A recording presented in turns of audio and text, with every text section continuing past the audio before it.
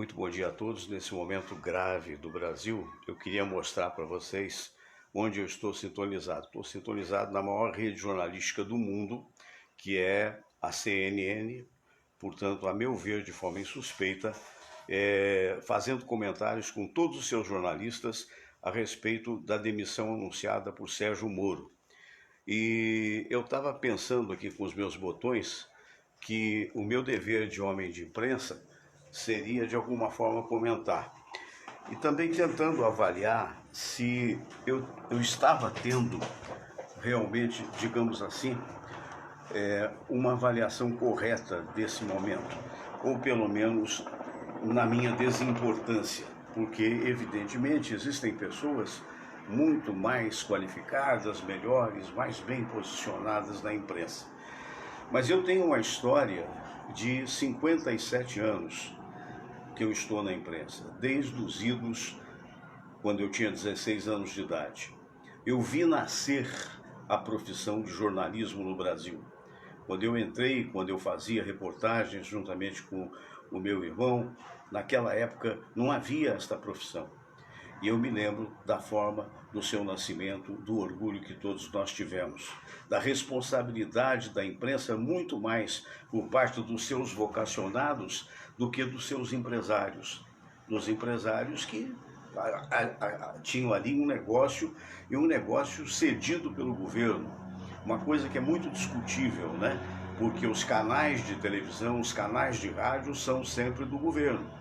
Eles apenas são cedidos e podem ser tomados a partir desta ou daquela irregularidade. E acontece, eu me lembro muito, estou vendo aqui minha sobrinha Simone Leonel, vendo um beijo, querida, do seu pai, do Antônio Célio, que para mim foi um dos maiores repórteres do rádio brasileiro e que já se foi, já está com o Papai do Céu.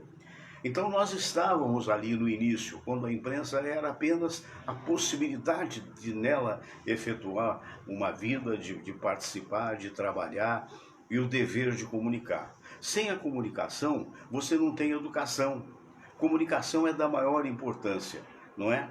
Então, de repente, a gente observa, desde o início deste governo, uma tentativa de desvalorização dos jornalistas. Eu me lembro que em dezembro do ano passado, ou do ano retrasado, me parece, eu estava, aliás, não foi dezembro mesmo, eu estou equivocado. Eu estava tirando férias, estava na cidade de Gramado, quebrei a perna e tive que operar, essa coisa toda. E na primeira vez que eu fui fazer fisioterapia, já estava essa situação, essa responsabilidade muito tida e havida por parte do presidente Bolsonaro, dizendo, jornalistas, as fake news, e muitas fake news saíram dele, não é? Ou dele não, mas daqueles que o apoiavam, alguns exagerados, não todos, evidentemente. Eu me lembro que eu fui fazer a primeira fisioterapia e uma senhora que estava saindo lá, conversando com o fisioterapeuta, disse, não sei o que e tal, falou mal dos jornalistas, e ele falou, o Fernando Sérgio é jornalista. O senhor é também? Isso é uma raça, e daí foi, eu fiquei olhando, porque eu não tinha falado nem bom dia para a mulher. Então esse é o perigo, porque quando você pensa no que acontece com uma ditadura, é no momento em que ela cerceia a livre comunicação. Não é? Eu não estou dizendo que possa haver, pode haver se a gente não tomar cuidado, né? Agora, na verdade, esse é um momento que ninguém podia esperar. Infelizmente, eu fui obrigado a antecipar a demissão do Moro hoje pela manhã. Houve quem julgasse que eu estava exagerando, que eu falei textualmente. Se você vê o programa que está aí atrás e que realmente está no Facebook e também no YouTube, você vai ver na abertura que eu falei o seguinte, olha, se há esse desconforto, já não foi o primeiro, e esse desconforto da demissão do diretor da Polícia Federal, que foi apontado pelo Moro, que era um homem, aliás, do Moro, não apontado por ele, mas do Moro, de carreira, sem a anuência dele, das duas uma. Ou ele fica desgastado, ou ele vai embora, ou ele vai sair. E muita gente me telefonou depois para dizer, não, isso não é verdade, olha o que aconteceu. Às 11 horas ele dá uma coletiva e decididamente joga no ventilador, acusando o presidente de querer interferir na Polícia Federal, de querer saber fontes da Polícia Federal, principalmente num momento muito delicado em que o diretor que pediu exoneração e que fez com que realmente o nosso dedicado Moro pedisse, já comunicasse que está saindo, quer dizer, queria saber as circunstâncias de determinadas investigações que todos nós sabemos quais. Uma delas do filho dele. Então é algo muito grave, a partir de que, quando a gente volta no tempo, a questão de uma semana ou duas, a gente vê aquela manifestação, aparentemente pela volta da vida normal, que só vai poder ser voltada na medida em que tiver a diminuição da pandemia, não é uma coisa, não é uma vontade, e que se dá uma aglomeração, e a partir da aglomeração levantam-se faixas pré-produzidas, todas elas da mesma forma, que significa teve o mesmo layout, teve o mesmo design, e dizendo, vamos voltar, vamos intervenção militar. Intervenção militar é igual a ditadura militar. Não cabe na Constituição Federal. Não cabe na Constituição Federal. A não ser que você rasgue a Constituição, coisa que aconteceu em 64. Não importa que as pessoas tenham dito, não, teve bem, teve mal, teve coisas boas, teve coisas ruins, não estamos fazendo julgamentos, apenas informando. O Brasil cresceu, hoje tem muito mais gente estudando, hoje tem, apesar da fraca educação, tem muito mais gente com terceiro grau. Né? O Brasil não é mais um paizinho que possa, a partir de algum momento, alguém assumir e dizer, eu sou o tal. Não é isso, não é isso. Então, naturalmente, o que se esperava por parte desse governo foi tudo aquilo que foi dito em campanha. Quer dizer, o que foi dito em campanha que acabou elegendo? Primeiro foi o terror com relação ao PT, que fez muitos desmandos mesmos e que, infelizmente, acabou sobrando. Quer dizer, infelizmente não, porque na verdade não podia mesmo ser votado depois de toda a lambança que aconteceu nos diversos governos petistas. Muito bem, então uma boa parte votou no Bolsonaro pelo seu valor, pela sua coincidência de palavras e tal. A outra boa parte votou para votar contra o PT. E elege com uma promessa do quê? Da meritocracia. Né? Então, só vai para o seu lugar aquele que tiver mérito, não vamos ter negociação com políticos e ppp. Isso é muito lindo, mas se você parar para ver, você vai ver que isso não existe em nenhuma democracia do mundo, porque estão confundindo negociação com corrupção. Não é a mesma coisa. Negociação é o seguinte, você, por exemplo, na Inglaterra, o primeiro-ministro é trabalhista, não sei se ainda é, mas eu acho que é. Né? Então, o primeiro-ministro está eleito, ele tem que negociar com seus pares. Mas negociar com os pares significa o quê? Não ter corrupção. A diferença ou pelo menos ter o mínimo de corrupção possível. A diferença entre um país evoluído e a nível até de primeiro mundo é exatamente isso. E ainda assim tem mazelas que às vezes são descobertas. Porque ninguém consegue governar sozinho. Numa casa, estou eu, minha mulher, o meu filho, enfim, você não consegue governar sozinho. Aqui em casa, pelo contrário, em casa, geralmente, quem manda é a mulher. Imagine um prefeito, imagine um governador, imagine um presidente da República. Então, o que acontece? Ele precisa se cercar, eu não estou falando nada de novo, ele precisa se cercar de valores. E aí de repente você descobre que esse aqui muda, o outro não presta. A saída do Mandetta, choveram fake news contra o seu Mandetta, que eu não conheço pessoalmente, que fez um excelente trabalho no Ministério da Saúde enquanto pôde. Agora, era um bom comunicador, era um cara que se comunicava muito bem e que as pessoas começaram a perceber, porque falava a linguagem de entendimento do povo, mais erudição que possa ter, e que de repente se tornava, como se tornou, uma ameaça como provável candidato à presidência da República. O Moro também, evidentemente, muita gente que votou no Bolsonaro preferia que o Moro fosse eleito presidente da República, e prefere até hoje. Olha só a coincidência do que eu estou dizendo. Por outro lado, quer dizer, aí começa a haver essa mudança.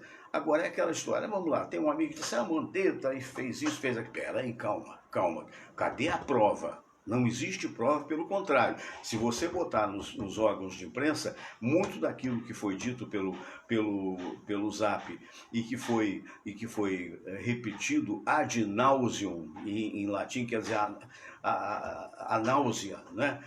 Por vários apoiadores do senhor Bolsonaro, muitos destes, na verdade, eram falsos, não correspondiam, não foram nem respondidos pelo Mandetta. Essa é que é a verdade.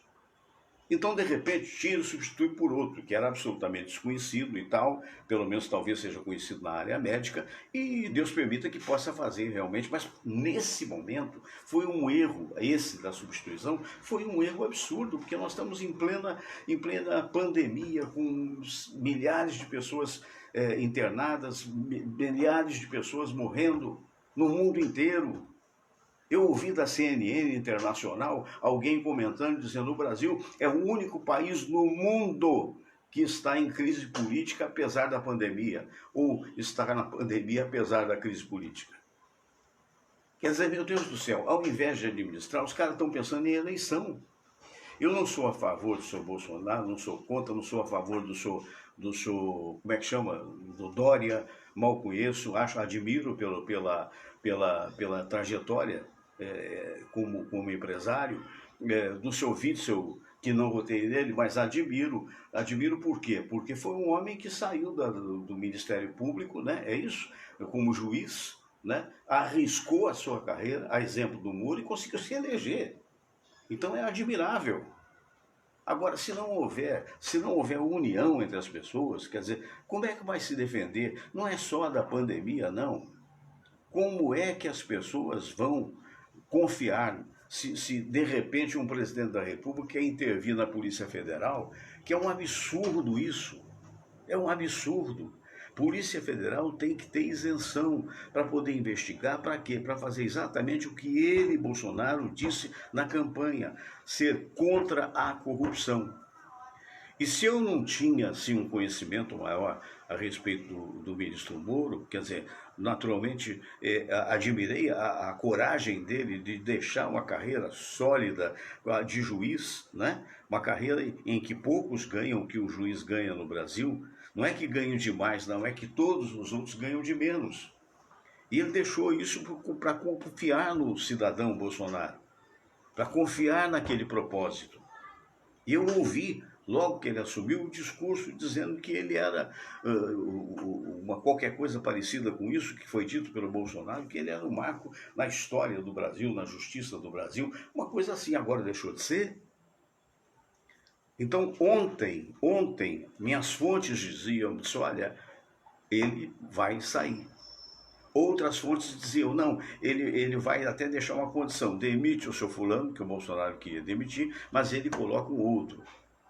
A diferença do senhor que foi demitido, pelo que eu sei, que é outra pessoa também que eu não conheço, é que esse senhor não aceitava interferência. E entre as investigações existe também a investigação a respeito daquelas rachadinhas que você sabe de quem. Então eu disse aqui na abertura do programa hoje, né, programa de 8 às 9 do meu programa, eu disse tudo que você vai ouvir lá fora dizendo: olha, preste atenção, se há esse desgaste, se já é o segundo, o terceiro ou quarto desgaste, e o Moro ficar, mais cedo ou mais tarde ele vai ser demitido. Repete-se a mesma coisa que aconteceu com o Luiz Henrique Mandetta, lembra? Boato, não sei o que, ele sai, não sai, patatá, notícia plantada na internet, uma reação dizendo que a caneta é isso e aquilo e tal, de repente uma reuniãozinha, não saiu, um mês depois, tchau. Eu confesso que o que eu esperava que fosse acontecer. Falei, olha, ele vai ajeitar, vai botar alguém dele, daqui um mês ou 2 meses, de uma forma ou de outra, será defenestrado. Se eu fosse o Moro, eu acho que foi isso que aconteceu, eu ficaria desconfiado. Eu disse, olha, poxa, que negócio é esse? O cara intervém, o cara bota uma pessoa que seria meu subalterno, não é? E olha, é fulano, tá? No futuro sou eu que saio. Então ele pede, faz uma reunião, uma coletiva de imprensa agora há pouco às 11 horas, e nessa coletiva disse tudo o que uma pessoa pausada, moderada, não com a comunicação raivosa, que não é a característica dele, dizendo claramente que ele sai, que não ficou rico, que teve não sei quantos anos na carreira como juiz, e que daqui a pouco vai procurar emprego. E não há dúvida que vai receber. Não há dúvida que vai receber. Mas que ele torce para que a pessoa que for para o lugar, tanto de diretor quanto, óbvio, como ministro da Justiça, seja uma pessoa que não aceite interferência de ninguém. E por que a justiça não pode ter interferência? Porque senão ela é conduzida. Ela será conduzida para bem ou para mal. E o que se espera da Polícia Federal, e que ela tem feito, e aqui recebam a minha solidariedade modesta, de jornalista modesto, de profissional já quase que no fim de carreira, podemos dizer assim, aos policiais federais do Brasil. Porque realmente é um trabalho que merece toda a atenção nossa e a necessidade que nós, pessoas de bem, temos que apoiar. Então, o Moro dá essa entrevista e, de uma forma calma, tranquila, diz que está saindo. Está saindo desse governo, é uma hecatombe, não tenha dúvida disso. Difícil prever os desdobramentos. É um desapontamento para muita gente que votou no Bolsonaro e que até então tinha dúvidas quanto àquilo que está hoje acontecendo. É muito complicado. Dali a pouco, olha só, se não tivermos cuidado, não vai haver civil no Brasil que seja capaz de assumir o ministério. Nada contra os militares, que por sinal até se posicionaram naquela célebre manifestação, ou pelo menos que a gente saiba, através de imprensa, alguns foram convidados aí, a Nanina não. Muito preocupante. Eu não poderia negar a minha opinião, é uma opinião, não sou dono da verdade, mas eu lamento profundamente, embora, veja bem, embora também não conheça de pessoa o ministro Sérgio Moro. Eu lamento essa atitude absurda, lamentável, deplorável. O Brasil merece coisa melhor.